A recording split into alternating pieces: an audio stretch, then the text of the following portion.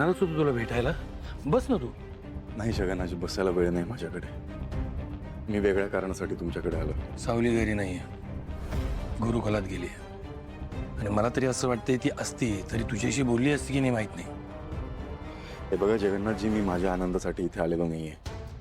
मी माझ्या मुलीसाठी आलो, ओवीसाठी. ओवीला ताप येतोय. त्या तापाच्या ग्लानी ती फक्त सावलीचं नाव घेते.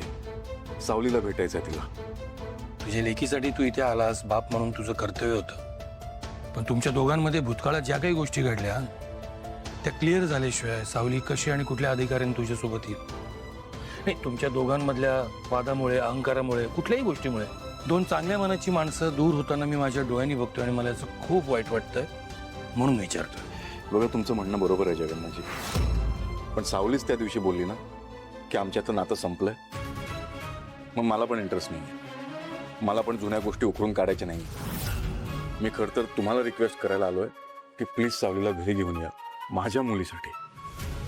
जर ती आली तर ओवीला बरं वाटेल, नाहीतर तब्येत अजूनच बिघडेल. तुझी मुलगी आहे ना, मग तूच सावलीला समजावं आणि घेऊन जाऊ इकडे. जगन्नाथजी, असं काय करता? माझी इच्छा नाहीये तिला भेटायची. असं म्हणून कसं चालेल? सावली समोर जावं लागणार तुला.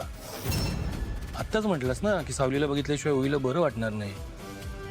मग मला सांग, तुझ्यातला अहंकार महत्वाचा की तुझ्या मुलीला बरं वाटणं महत्वाचं?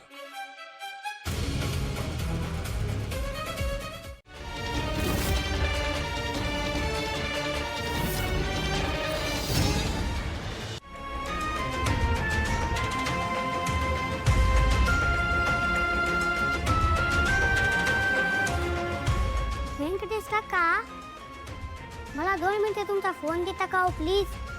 फोन? आता कशाला पाहिजे रे फोन? मला ओवीला फोन करायचा असतो की हो. मी काल रात्रीपासून आईला किती वेळ सांगितलंय की ओवीला फोन कर, तिला बरं नसतं म्हणून. पण आईने माझं काही ऐकलंच नसतं बघा. तिने फोन केलाच नसतो ओवीला. व्यंकटेश काका, मला ओवीची खूप काळजी वाटत असते की हो. एकदा तिच्याशी फोनवर बोललो ना जरा बरं वाटेल. प्लीज द्या ना फोन, प्लीज. हे घे, जा बोल. थँक्यू काका. काय काम आहे? का आलाय तुम्ही इथे?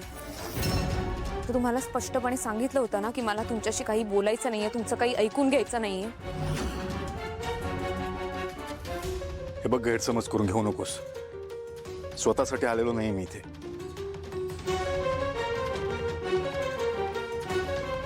सावली, मी ओवीसाठी आलोय.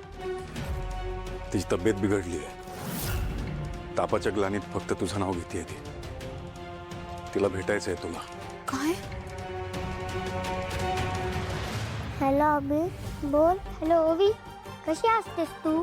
तुझी काकू बोलत होती तुला खूप जास्त ताप आला असतो म्हणून. तू रोज औषध तर घेतेस ना? अरे अभि, मी कालपासून खूप औषधं घेते रे, पण मलाच खूप ताप येतोय. मला खूप भीती वाटते. तुझ्या आईशी माझ्या टीचरची खूप आठवण येते मला. मी बाबाला एवढं सांगितलं की एकदा भेट, पण बाबा ऐकतच नाही रे. तो खूप रागवतोय माझ्यावर. एकदा तुझ्या आईला भेटायचंय मला अभि. मला पण स्वाभिमान आहे.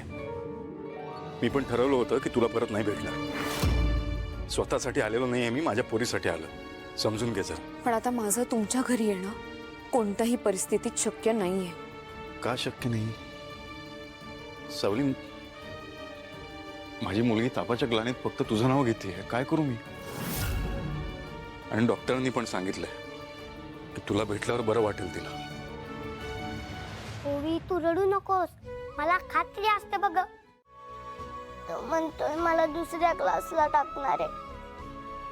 मला दुसऱ्या कुठल्याच क्लासला जायचं नाहीये. मला फक्त तुझ्या आईकडेच गाणं शिकायचं. ओवी, तू काळजीच करू नकोस बघ.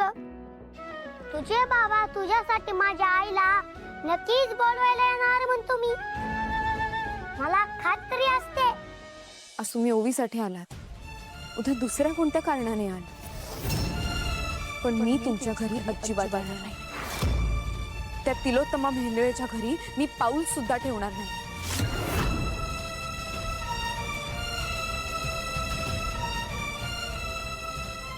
मला वाटलं होतं तू समजून घेशील. तुला पण मुलगा आहे आणि आपल्या पोराला अशा अवस्थेत बघितल्यावर आपली काय अवस्था होते याची जाणीव तुला नक्कीच असेल ना सावली. मी स्वतःसाठी नाही आलो अगं, माझ्या मुलीसाठी आलो. तापाच्या ग्लानीत फक्त तुझं नाव घेते सावली. एकदा चल माझ्यासोबत. नाही सर, आपले मार्ग आता वेगळे झाले, त्यामुळे मी तुमच्या घरी अजिबात येणार नाहीये. आता मला मुलांचा क्लास घ्यायचा आहे, तुम्ही निघू शकता.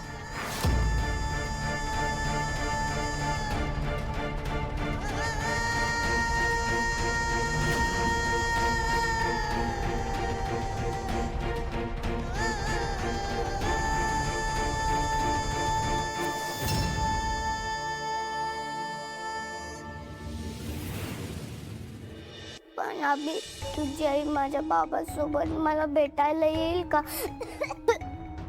मला खूप भीती वाटते रे. बाबा परत एकटाच आला तर? तो एकटा नाही परत येणार म्हणतो मी. माझी आई खूप चांगली असते.